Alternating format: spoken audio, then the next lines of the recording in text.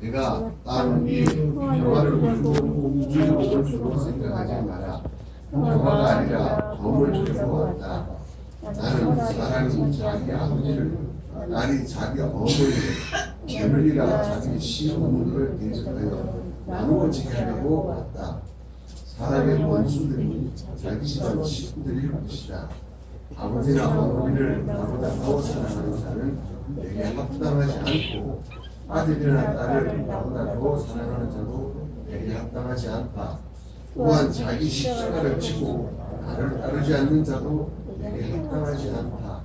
자기 목숨을 얻으려는 자는 그것을 잃을 것이고, 나를 위해 자기 목숨을 잃는 자는 그것을 얻을 것이다. 34절에 내가 땅 위에 평화를 주려고 온 줄로 생각하지 마라. 평화가 아니라 검을 주려 왔다고 말씀하셨습니다. 그래서 이 시간에는 평화가 아니라 검을 주셨습니다 라는 제목으로 이 말씀을 전하고자 합니다. 34절에 평화라는 단어는 골로새서 1장 10절 그분의 십자가의 피로 화평을 이루시어 만물 땅에 있는 것들이나 하늘에 있는 것들이 그분으로 말미암아 자신과, 그러니까 하나님과 화목하게 되기를 기뻐하시기 합셨기 때문이다. 예, 화평과 같은 단어입니다. 그리고 누가복음 2장 14절 지극히 높은 곳에서는 하나님께 영광이고 땅에서는 하나님께서 기뻐하시는 사람들 중 평화이다. 예, 평화와도 같은 단어입니다. 이 평화, 화평이라는 단어는 헬라어로는 에이레네라는 단어인데요. 우리에게 익숙한 단어 히브리어 살롬과 샬롬에 해당하는 단어가 됩니다. 예수님께서 오늘 본문을 12 제자에게 말씀하시던 당시 유대인들은 이사야 9장 6절 평강의 왕으로 소개된 다윗의 자손 메시아가 오셔서 다윗 왕좌를 회복하심으로 말미암아 이 세상의 모든 번영이 유대 땅을 중심으로 유대 종교와 유대 민족을 중심으로 뻗출 것이라 믿고 기다려왔습니다. 유대인들이 평강을 바라고 기다렸던 것과 마찬가지로 인간은 누구나 이 평강과 평안을 피구합니다. 이 평강, 평화, 평안 등의 히브리어 샬롬을 유대인들이 사용할 때는 영적이든 육적이든 종교적이든 세속적이든 온갖 종류의 복을 기원하는 용어로 사용하였습니다. 그들과 마찬가지로 하나님의 자녀된 우리도 복, 은혜, 평화라고 할 때 우리 마음속에 그리게 되는 것은 그리 다르지 않습니다. 크게 양보한다고 해도 욕심을 버리고 용서하고 모든 것 내려놓고 현실에 만족하며 사는 것, 모든 사람과 화목한 관계를 유지하는 것까지 생각할 수 있을 것입니다. 그러나 평강의 왕 예수님께서는 그렇게 말씀하시지 않습니다. 34절입니다. 내가 땅 위에 평화를 주려고 온 줄로 생각하지 마라. 평화가 아니라 검을 주려고 왔다. 예수님은 평강의 왕으로 오셨고 탄생하시던 밤 천군 천사의 찬송대로 평화를 베푸시고자 오셨지만 그 영원한 참 평화를 이루시고자 이 땅을 지배하던 죄와 사망의 권세, 옛뱀 사탄에게 전쟁을 선포하셨고 그 전쟁은 사탄에 속한 우리들을 남김없이 다 불모 속에 던져 잠그실 때까지 멈추지 않으실 전쟁, 당신의 백성을 마지막 한 사람까지 다 구출하실 전쟁임을 선포하시는 말씀인 것입니다. 이 싸움은 긴박한 싸움입니다. 정신을 바짝 차려야 할 싸움입니다. 여기서 검을 줄이고의 주다의 원어는 던지다라는 뜻이 있습니다. 이 단어는 긴박하고도 급작스러운 전투적 상황을 암시하는 단어입니다. 이 세상과 이 세상의 지배자 옛뱀 사탄은 절망적인 결과를 알면서도 사생결단의 치열한 싸움을 걸어오게 되어 있습니다. 가장 치열한 격전지는 예수님의 삶이었고 예수님의 십자가였습니다. 사탄은 육체적이고 이 세상에 속한 일시적인 평화와 만족이 다인 것처럼 인간을 속여 영원한 평화, 하나님과의 화목을 알지도 보지도 못하게 거절하게 했지만 십자가에서 죄와 사망의 권세가 깨뜨려져서 성전 휘장이 찢어진 것을 우리가 알고 있습니다. 골로새서 1장 20절입니다. 그분의 십자가의 피로 화평을 이루시어 만물 곧 땅에 있는 것들이나 하늘에 있는 것들이 그분으로 말미암아 자신과 화목하게 되기를 기뻐하셨기 때문이다.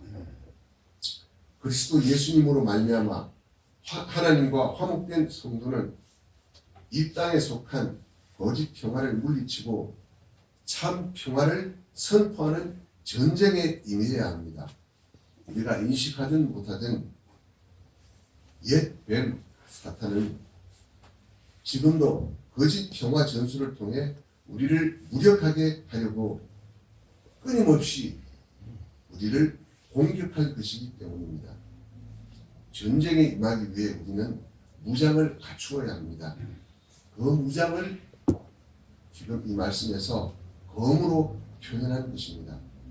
우리가 갖추어야만 할 완전 무장, 하나님의 전신갑주는 에베소서 6장 13절로 17절에 소개된 대로 진리의 허리띠, 의의 가슴막이, 복음의 신발, 믿음의 방패, 구원의 투구, 그리고 성령의 금, 곧 하나님의 말씀입니다. 이 중에 공격을 하기 위한 무장은 오로지 하나님의 말씀, 곧 성령의 검뿐입니다. 아무리 무장을 잘해도 검이 없이는 한 발짝도 앞으로 나갈 수 없습니다. 이길 수 없습니다. 단 한 사람도 구출할 수 없습니다. 즉 우리가 사랑하는 가족을 구출하기 위해서는 말씀으로 무장을 하고 적과 대항하여 앞으로 나가야만 한다는 말씀입니다. 오늘 말씀은 가장 어렵고도 결정적인 두 전투를 예수님께서 지적하신 내용입니다. 먼저 가족 구출 전투입니다. 35절로 37절입니다. 나는 사람이 자기 아버지를, 딸이 자기 어머니를, 며느리가 자기 시어머니를 대적하여 나누어지게 하려고 왔다. 사람의 원수들이 자기 집안 식구들일 것이다. 아버지나 어머니를 나보다 더 사랑하는 자는 내게 합당하지 않고 아들이나 딸을 나보다 더 사랑하는 자도 내게 합당하지 않다. 예수님께서 하늘나라의 복음을 선포하시자 사탄은 예수님의 형제와 누이와 어머니 마리아까지 동원하여 예수님의 사역을 방해하려고 했던 사건을 우리는 기억합니다. 가정을 통해, 가족을 통한 공격이 사탄의 전략 중 가장 큰 위력을 발휘하게 되어 있습니다. 인간의 마음이 진정한 힘을 얻고 힘을 얻는 것은 가정이고 가족입니다. 서로의 수치를 부끄러워하지 않는 아내와 남편, 눈에 넣어도 아프지 않는 자녀들, 그리고 존경하는 부모님을 통한 공격은 결정적인 효력을 발휘할 수밖에 없습니다. 자식으로서의 도리, 부모로서의 도리, 부부로서의 도리, 마땅한 도리도 하지 않는다는 말을 들으면 신앙생활이 의지가 꺾이게 됩니다. 먼저 자식으로서의 도리, 부모로서의 도리, 부부로서의 도리를 다하고 신앙생활에 힘쓰는 것이 옳지 않을까 하는 의심이 들게 합니다. 심지어 집안 식구들마저 원수처럼 지내게 합니다. 이것이 사탄의 전략입니다. 우리가 이럴 때 반드시 기억해야 할 것은 우리 가족을 구원하실 분은 내가 아니라 하나님이시며 하나님께서 하나님의 방법으로 하나님의 때에 구원하실 것을 믿고 하나님께서 나를 사랑하시기 때문에 독생자까지 버리셨음을 기억해야 합니다. 이삭을 모리아산에서 제물로 바친 아브라함의 믿음을 나에게도 요구하심을 기억해야 합니다. 37절 아버지나 어머니를 나보다 더 사랑하는 자는 내게 합당하지 않고 아들이나 딸을 나보다 더 사랑하는 자도 내게 합당하지 않다 하셨는데 이 말씀이 하나님의 질투심의 표현이겠습니까? 아브라함에게 이삭을 번제물로 바칠 것을 요구하신 것이 몰렉신처럼 인신 제사를 요구하신 것이 아님을 우리는 알고 있습니다. 우리를 향하신 하나님의 사랑 때문에 독생자를 십자가에서 속죄의 제물로 삼으실 것을 예표하신 사건임을 우리는 기억해야 합니다. 우리 사랑이 하나님의 그 사랑에 비해 얼마나 하찮은지를 보잘것없는지를 하나님 앞에 고백하고 깨달아가는 말씀입니다.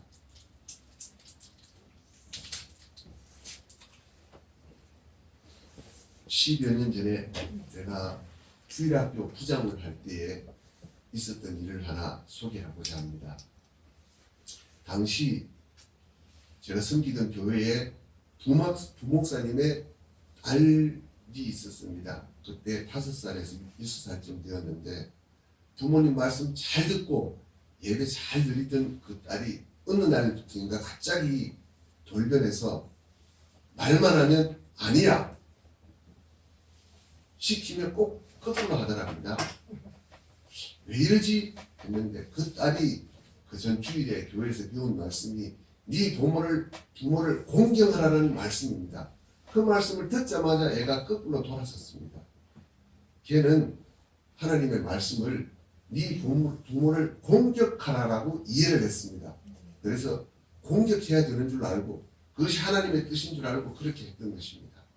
이처럼 우리는 하나님의 말씀을 바로 깨닫지 못하면 엉뚱한 길로 갈 수 있습니다. 이 말씀은 내가 가족을 너무나 사랑하기 때문에 물러서라는 말씀입니다.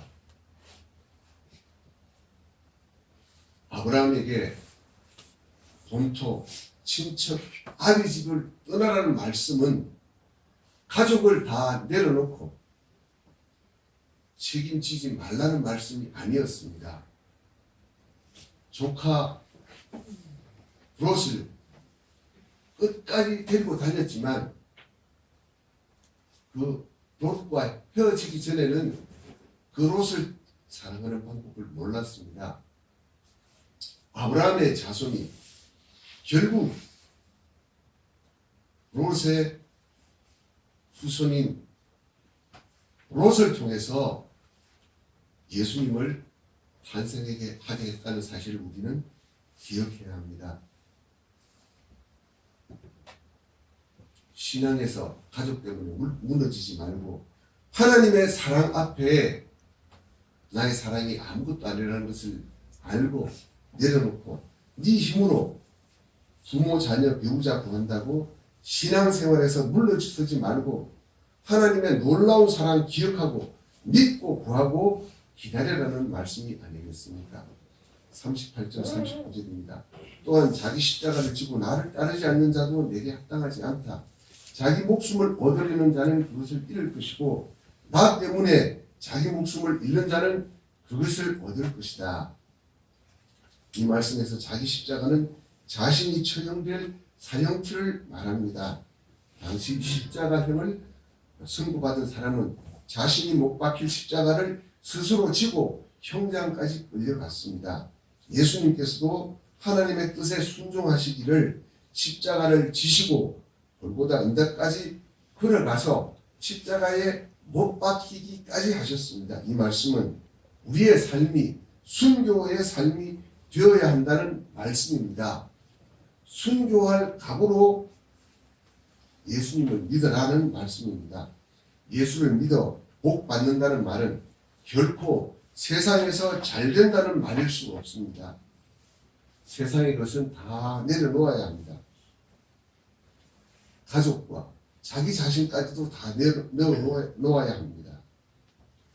세상에서 잘 되어야 하나님께 영광이라는 말은 거짓입니다. 주일 잘 지키고 열심히 공부하며 다른 학생보다 앞설 수 있습니다. 주일 잘 지키고 직장생활 성실히 하며 인정받고 승승장구할 수 있습니다. 주일 잘 지키고 말씀 순종하며 사업이 잘 될 수 있습니다. 그러나 우리 삶의 마땅한 자세는 그것이 아닙니다. 39절입니다. 자기 목숨을 얻으려는 자는 그것을 잃을 것이고 나 때문에 자기 목숨을 잃는 자는 그것을 얻을 것이다. 예수님을 사랑하기 때문에 목숨까지도 버릴 수 있습니까? 그런 사람은 밭에 감춰진 보화를 발견한 사람이고 극히 값진 진주를 발견한 사람입니다. 성적 떨어질 각오로 주일 잘 지키고 엿새 동안 열심히 공부해야 합니다. 직장에서 승진해서 누락될 각오로 주일 잘 지키고 말씀대로 매사를 처리해야 합니다. 사업에 실패할 각오로 주일 잘 지키고 말씀대로 사업해야 합니다. 우리는 이 세상에서 실패할 각오를 해야 합니다. 우리가 얻을 목숨은 영원한 생명이며